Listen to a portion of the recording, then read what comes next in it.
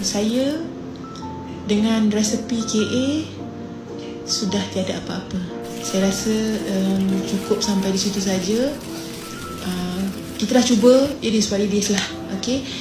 Okay, pertama sekali saya mohon stop ambil gambar dulu sebab saya memang silau, tak boleh flash lah. So, minta maaf kepada semua warga media sebab saya jemput datang pagi-pagi waktu sahur macam ni. Bukan apa, sebab pihak sana dah buat kenyataan.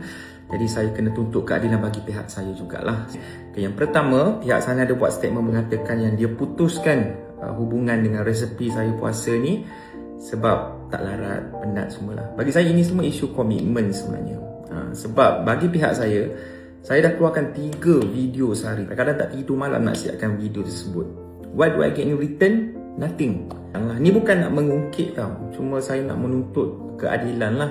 Sebab macam-macam alasan dia bagi. Dia kata barang sold out. Ada hari dia kata dia tertekan. Saya pun tak faham macam mana boleh tertekan. Sebab saya minta 3 video je sehari. 3 resepi je untuk dia try sehari. Bukan banyak pun yang saya minta kan. Yang kedua dari segi isu tanggungjawab. Sebab dia sewenang-wenangnya putuskan hubungan tu dan tinggalkan saya. Bersama dengan tanggungan saya dah semakin mencabar lah. Ada yang dah mula meracau, ada yang dah mula sawan, ada yang dah mula luar kawalan, ada yang dah tak boleh dikawal lah. Saya pun tak tahu apa punca dia. Tu belum campur lagi tanggungan saya yang sampai terbakar dapur, ada yang masak sampai hitam, ada yang meletup dalam oven, ada yang masak lepas tu hilang, tak tahu pergi mana dia punya puding semua tu.